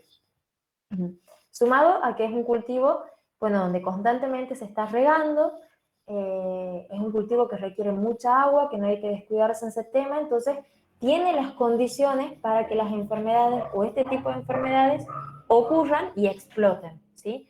Entonces, es muy importante ese esquema preventivo. Estas aplicaciones, depende de cómo viene la campaña, se pueden realizar cada 7 a 10 días, ¿sí? Ahora, ¿qué pasa? Cuando se observan los primeros síntomas de enfermedad y se observan las condiciones que son adecuadas, continuamos con el esquema ya de fungicidas curativos. En el caso de Tizón, son todos los omiceticidas que lo mencioné, como metalaxil, como propamocar, como soxamide, ¿sí? Todo ese tipo de fungicidas se empieza a usar y se van alternando para alternar mecanismos de acción, ¿sí? Según las condiciones ambientales, se aplica siempre lo que es un multisitio, mancozeb o clorotoniil, con alguno de estos omiceticidas específicos. Depende de las condiciones ambientales, como les digo. Si hay lluvias muy frecuentes, hemos visto que realizan aplicaciones incluso cada 5 días.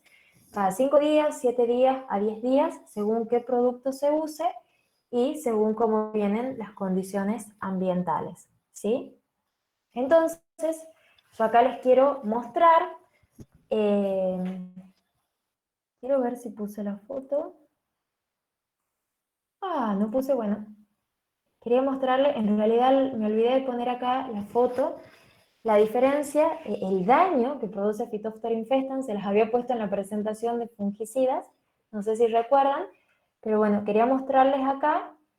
Hay diferentes tratamientos, nuevamente, bueno, no entro en detalle de los productos específicos, de cada tratamiento que corresponde, pero sí quería mostrarles eso. Fíjense en lo que es el testigo sin aplicar.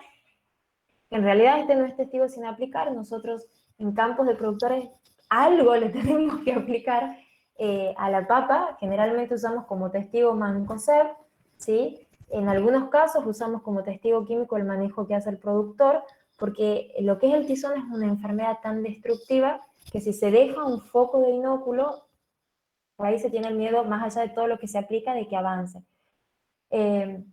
Ustedes observen acá, las evaluaciones se fueron haciendo cada aproximadamente 5 días y observen cómo va avanzando el nivel de enfermedad. Fíjense, llega hasta casi un 45% a los 38 días sin aplicar, y observen cómo va avanzando en forma mucho más lenta en los tratamientos fungicidas. Observen que este tratamiento, que corresponde al 6, fue el más efectivo en obtener niveles bajos de enfermedad. Lograr enfermedad cero con aplicación de fungicidas es muy complejo, siempre van a haber algo de enfermedad, pero fíjense en la diferencia que hay en el control. ¿Cómo disminuye los parámetros epidemiológicos que ustedes han visto, principalmente lo que es la tasa de incremento? ¿Y esto cómo se traduce en incrementos de rendimiento? Fíjense en que el tratamiento 6 se obtuvieron más de 40 toneladas por hectárea, mientras que en ese testigo que tenía un 50%, perdón, casi un 45% de enfermedad, se lograron rendimientos de un poquito más de 20 toneladas por hectárea. O sea, este tratamiento rindió el doble prácticamente que sin aplicar, para que vean el impacto que puede tener una enfermedad como el tizón tardío en el cultivo de la papa. Con esto quería mostrarles la diferencia que hay en el manejo, en el esquema de manejo y en el espectro de productos químicos. ¿Tienen alguna pregunta sobre esto? ¿Quiere aportar algo, ingeniero Plopper, o continuamos con el último ejemplo, que es el de esclerotinia? No, simplemente mencionar que Phytophthora, tanto Phytophthora como Alternaria son enfermedades importantes y el nivel, el número de ciclos cuando hay condiciones ambientales favorables hacen que progrese, y por eso la necesidad de aplicaciones. Nada más. Exactamente, así es. Bueno, el último ¿Profe? ejemplo, sí, perdón. Quería consultarle si utilizaban sistemas de alarma en el cultivo de papa.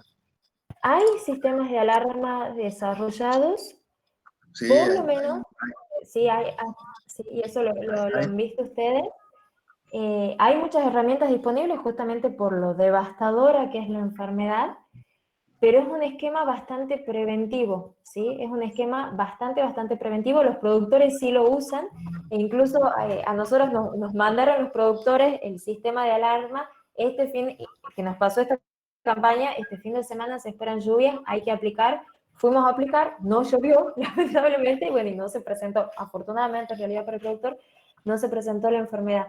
Los productores sí están disponibles estos sistemas, los productores sí tienen acceso a estos sistemas, pero bueno, también por ahí hacer un esquema muy preventivo, hay que estar muy encima del cultivo y realmente el productor en lo que es la papa no se puede descuidar, porque de una semana a otra cambia totalmente el panorama, justamente por lo que dijo el ingeniero Proper, que son enfermedades muy cíclicas, y bueno, que arrasan bastante. Y es un cultivo de alto valor. Cuando es un cultivo de alto valor, el productor prefiere aplicar, pero hay muchos sistemas que funcionan muy bien, pero como ingeniero hay que tener un buen sistema de pronóstico también. Sí, y estar muy encima del cultivo también. Eso sí es fundamental. ¿Alguna otra pregunta, chicos? Y si no, continuamos con el último ejemplo, que es el de esclerotinia en poroto, que es un Profesor, patógeno... ¿Sí? en el cultivo de papas se usa algún químico con cobre. Sí, también se usan cúpricos, se usan también, ¿Eso porque los sería cúpricos... para el fusario o sería para alguno de estos? No, se usa generalmente, bueno, hay por ahí muchos problemas de bacteriosis, se usan en ese caso, ya sea algunos cúpricos preventivos, pero es bastante errático el control, y en algunos casos se usan algunos antibióticos en ese caso, pero bueno, una de las funciones del cobre puede ser para algún cúprico. Y también se usan algunos cúpricos para el control de tizón, porque son productos que son de amplio espectro, pero como preventivos en algunos casos y por el hecho de que son multisitio y en algunas mezclas, ¿sí? Pero para casos muy puntuales. Hay algunos productores que sí lo usan, pero está más generalizado todo es en lo que es el esquema de uso de Mancozeb, clorotalonil y bueno, ya cuando empiezan a aparecer las enfermedades, otros productos específicos para alternaria o para fitóftora. Muy bien, muchas gracias. No, por favor, David. ¿Alguna otra pregunta? No. Bien. Bueno, entonces vamos con el último ejemplo de control químico. Y bueno, acá también queríamos contarle una experiencia de un ensayo que llevamos a cabo allá por el 2014 y el 2015 sobre Sclerotinia sclerotiorum en poroto, que es una enfermedad muy importante en el cultivo, en un montón de cultivos, porque es una enfermedad muy polífaga, es una enfermedad muy compleja, porque por las estructuras de resistencia que permanecen en el suelo, es una enfermedad, bueno, monocíclica, ¿sí? Bueno, y acá quería contarles un poquito qué pasa en el cultivo de poroto, cómo es el manejo y qué resultados hemos obtenido en el manejo químico en la campaña 2014-2015. Como les decía, esta enfermedad es sumamente importante en la zona productora de poroto, principalmente más hacia el norte. Nosotros estamos en el norte, pero cuando les digo norte, es más allá, hacia arriba, de Lajitas hacia arriba, se podría decir, perdón, de Lajitas, no, de Pichanal hacia arriba, porque ahí encuentra condiciones muy adecuadas, ¿sí? Allá las siembras son más tardías que en nuestra zona, y generalmente el periodo susceptible, que es el periodo de floración, ese es el periodo susceptible del cultivo, coincide con condiciones de temperaturas más templadas y precipitaciones, ¿sí? Generalmente a partir de abril, por ahí, ¿sí? Entonces, eso hace que este patógeno encuentre en esas situaciones siempre condiciones bastante ideales. En nuestra zona hay algunos lotes que tienen mucha presión de esclerotinia y que también, según las características de la campaña, va a ser mayor o menor. Por ejemplo, la campaña pasada, si mal no recuerdo, se caracterizó porque tuvimos, la campaña pasada o la anterior, no me acuerdo bien ahora, pero fue una campaña que tuvimos veranos muy lluviosos, pero totalmente atípico porque luego de cada lluvia bajaba bastante la temperatura. Ustedes vieron que acá llueve y hace más calor y hay más humedad. Bueno, ese verano, que yo creo que fue hace 2 años, si mal no recuerdo, llovía y bajaba mucho la temperatura. Y eso hizo que favorezca mucho la explosión de esclerotinia en un montón de lotes, que eran lotes que no veían esclerotinia porque acá hace mucho calor y porque las lluvias también por ahí son más erráticas o por ahí escapan un poco escapan al periodo más susceptible o coinciden con temperaturas muy elevadas. Pero esa campaña, como les digo, explotó esclerotinia en poroto, en soja, veíamos lotes. Así que bueno, esta enfermedad es una enfermedad muy importante, pero es principalmente importante más hacia el norte, hacia la zona productora norte del cultivo de poroto. Es tan importante que a mí también me impactó que los productores, ellos, cuando nosotros llegamos al lote, el productor se acostaba en el suelo, abría el cultivo y monitoreaban apotecios, buscaban los apotecios, ¿sí? Para que vean ustedes la importancia que tiene esta enfermedad. Como ustedes ya conocen el ciclo, ¿por qué es tan problemática? Porque tiene las estructuras de resistencia, que son los esclerosios, que perduran por mucho tiempo en el suelo. La bibliografía cita, se cita que ese periodo de viabilidad de los esclerosios es en promedio entre 7 y 8 años. Hay bibliografía que dice que es mucho más tiempo, pero eso va a depender de muchas cuestiones. Ese esclerosio, cuando tiene condiciones adecuadas, que es mucha humedad, a grandes rasgos, y temperaturas moderadas, empieza a germinar, ¿sí? Se forma el apotecio y ese apotecio libera una nube de ascosporas que puede infectar un montón de plantas, sumado a que ese apotecio tiene unos cuantos días de viabilidad y que lanza y lanza ascosporas, ¿sí? Contando el ciclo así a grandes rasgos que ustedes ya lo conocen. Esta es la principal forma de infección justamente porque esas nubes de ascosporas tienen un gran alcance en el cultivo.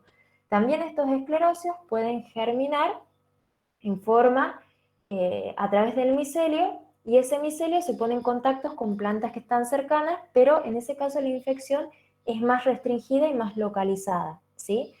Y el tema cuál es que esta enfermedad generalmente se va dando en rodales y por ahí si uno no hace un buen monitoreo del lote, hasta que empiece a encontrar la presencia de estos rodales que van creciendo, ya se la observa cuando el campo tiene niveles elevados de infestación. Entonces es muy importante determinar temprano la presencia de esos rodales.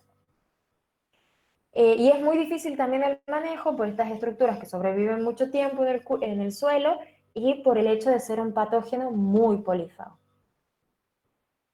Como les dije, la otra cuestión que dificulta más el manejo de esta enfermedad es que la ventana de aplicación, ¿sí? La ventana de aplicación de un fungicida es muy chiquitita. ¿Por qué? Porque esas ascosporas que son liberadas de los apotecios llegan a la parte aérea y para penetrar en el tejido necesitan encontrar los pétalos senescentes. Ellos toman la energía de esos pétalos senescentes y comienza todo el proceso de infección y a partir de esos pétalos senescentes van infectando a toda la planta. Entonces, ese periodo de infección es una ventana muy chiquita donde la oportunidad de posicionar un fungicida foliar, que es una forma común de controlar a esta enfermedad a través del empleo de fungicidas, es bastante difícil, ¿sí? Agarrar esa ventana, posicionarla en el momento justo. E implica también de seguir al cultivo y de decir, bueno, ¿qué porcentaje de pétalos caídos hay? Y en ese momento decidir la aplicación. Por ahí esto se dificulta más en variedades indeterminadas, donde el periodo de floración es bastante largo. En ese caso, es más complejo. Por ahí en variedades determinadas, como son muchas variedades de poroto blanco, esa ventanita se acorta y se puede definir un poco mejor el momento de aplicación. En esta experiencia que nosotros tuvimos de esclerotinia, lo primero que decidimos realizar fue un muestreo de suelo para conocer la carga de esclerosios con la que partíamos, la carga de inóculo con la que partíamos. En este caso, acá dicen 11 parcelas Porque nosotros realizamos 11 tratamientos, ¿sí?, en macroparcelas. ¿A qué le llamamos macroparcelas? Tomamos una superficie de 4 hectáreas para posicionar distintos tratamientos de fungicida en aplicaciones simples y aplicaciones dobles y determinar si había diferencias en el control de esta enfermedad. Entonces, en esas 4 hectáreas lo que hicimos fue cuantificar la cantidad de esclerosis con la que partíamos, ¿sí? Que eso es lo que está representado acá, el número de esclerosios por kilogramo de suelo, ¿sí? Fíjense en la variabilidad que hay, la variabilidad espacial. Esto es característico, ¿por qué? Porque es un patógeno de suelo. En las 4 hectáreas partíamos con diferentes niveles de inóculo. Acá ustedes lo pueden observar, ¿sí? Estas son evaluaciones que fuimos realizando, fíjense, a partir del 24 de abril, el 28 de mayo y el 6 de junio, realizamos distintas evaluaciones de cómo fue evolucionando la enfermedad. En este primer bloque, ¿sí?, ustedes pueden ver acá están los diferentes tratamientos que, como les dije, son distintas. Cada tratamiento fue llevado a cabo en una superficie de 4 hectáreas, ¿sí? Porque la idea era probar estos productos, estos tratamientos más a nivel comercial y justamente por esas características por ahí de distribución heterogénea que tiene la enfermedad en el lote, esa distribución en rodales, ¿sí?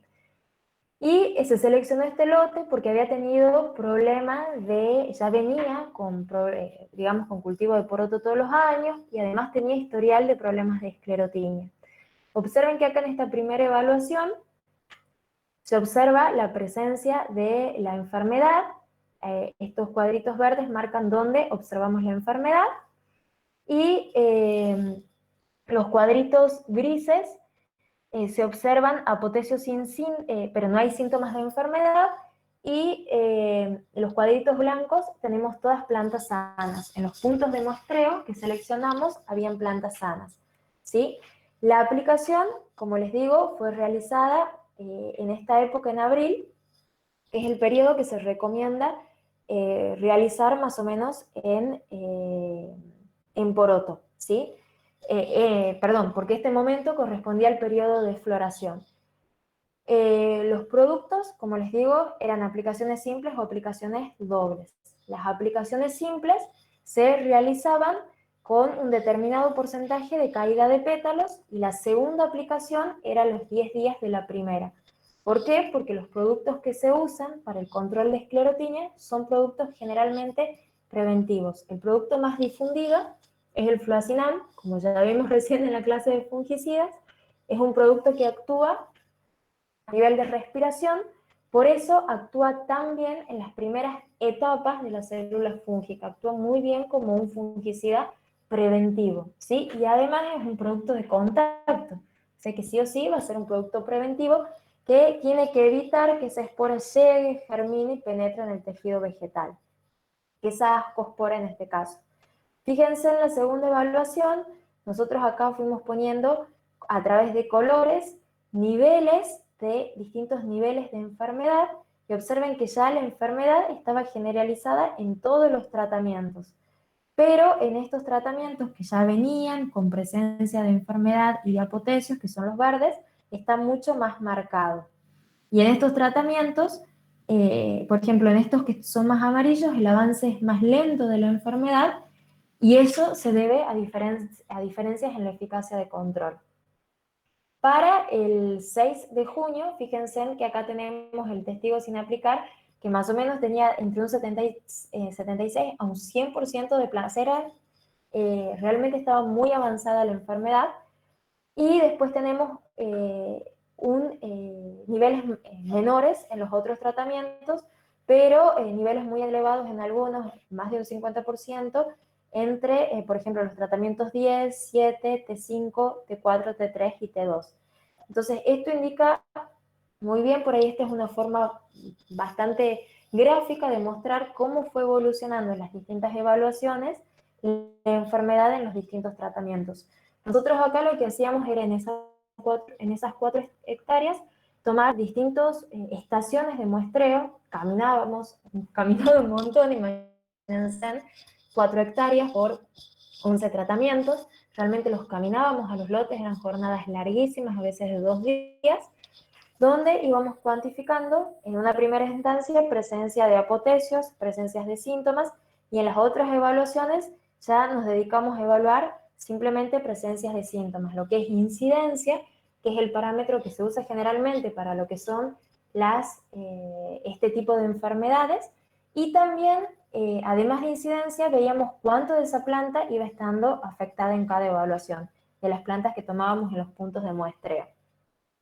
Y con eso construimos justamente estas curvas de severidad y ustedes ven acá la diferencia entre el testigo sin aplicar, acá tenemos la primera aplicación el 10 del 4, y aquellos tratamientos que tenían una segunda aplicación, acá está mal la fecha, pero se realizó 10 días después de la primera, ¿sí? Acá está mal la fecha, disculpen, es la misma fecha.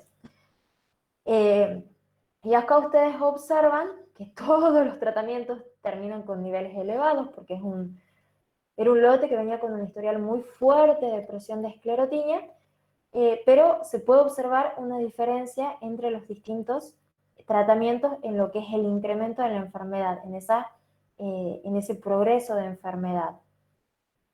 Y cuando vamos a rendimiento, también observamos diferencias en el rendimiento. Acá hay que ver diferencias en rendimiento y diferencia en calidad, ¿sí? Y se obtiene, o sea, tengan en cuenta que era un lote muy afectado, se obtienen rendimientos bastante aceptables para la zona, ¿sí? Pero fíjense en la diferencia entre los tratamientos. Este era un tratamiento que tenía una doble aplicación versus un testigo sin aplicar y tratamientos que tenían aplicaciones simples, ¿sí? Entonces, esto es para mostrarles también cómo con los fungicidas foliares podemos llevar a cabo una estrategia de manejo para una enfermedad monocíclica como es esclerotinia y tan importante que es para nuestro cultivo, para el cultivo de poroto en nuestra región.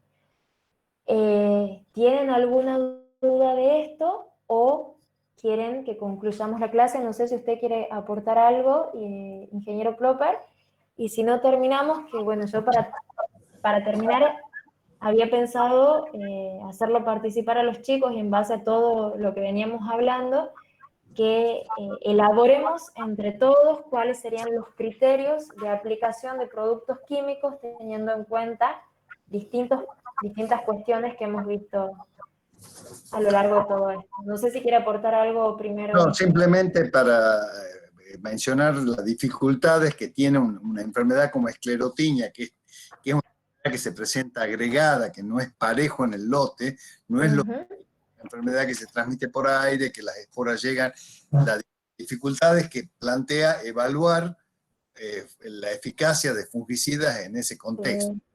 Y bueno, es simplemente ratificar que es una enfermedad importante del poroto, que es clave el momento de la aplicación y que, bueno, causa muchísimos daños en todo lo que es el departamento General San Martín, en el norte de la provincia de Salta.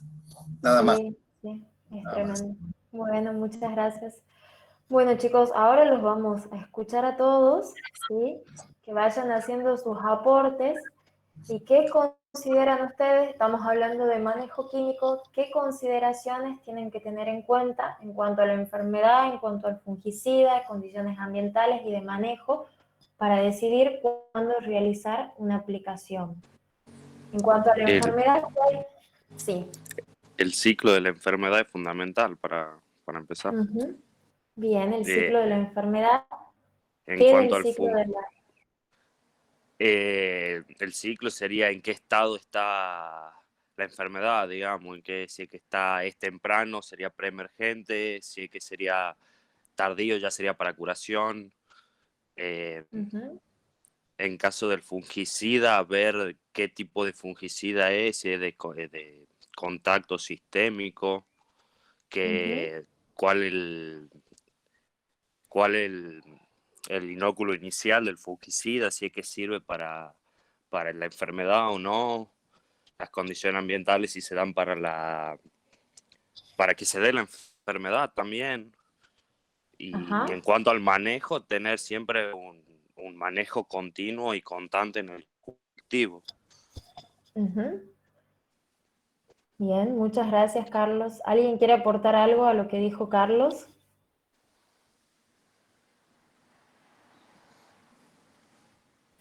A ver qué opinan ustedes en cuanto a la enfermedad. Acá Carlos dijo el tema de conocer el ciclo, que hay que conocer sobre el ciclo de la enfermedad. La infección, el periodo de infección. ¿Cómo es? Ajá. Bien, ¿y qué más del ciclo? El periodo de inóculo, El periodo de incubación, quizás, y de y de incubación, eso. latencia. Ajá, sí, perfecto, Francisco. ¿Y qué más es importante? ¿Cómo sobrevive? El periodo de latencia. El periodo de latencia, como dice Carlos, ¿sí? Bien, hay que conocer qué más también, conocer bien el tipo de sintomatología que produce, ¿sí? Y saber cuantificar la enfermedad, que eso ustedes ya han aprendido cómo cuantificar las enfermedades en distintos cultivos, qué herramientas usamos para cuantificarlas. En cuanto al fungicida, ha explicado muy bien Carlos algunas cuestiones. ¿Quieren agregar alguna más?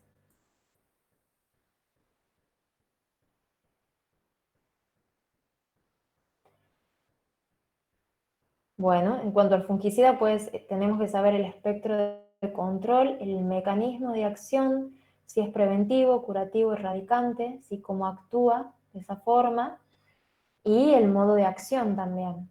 Bien. En cuanto a las condiciones ambientales, es fundamental saber cuáles son las condiciones conducentes para cada enfermedad, ¿sí? Y en base al monitoreo de las enfermedades, y si detectamos la presencia, cómo se vienen dando esas condiciones conducentes.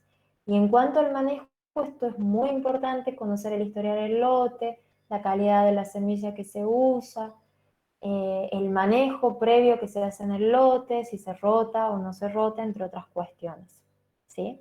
Así que bueno, muchísimas gracias chicos por estar ahí, muchas gracias por todo, y bueno, con esto yo creo que ya concluimos la clase de hoy, ¿sí? Si no tienen Muchas gracias, ninguna profe. duda más. Bueno, a ustedes. Bueno, Muchas gracias. adiós, hasta luego. Hasta Adiós. luego.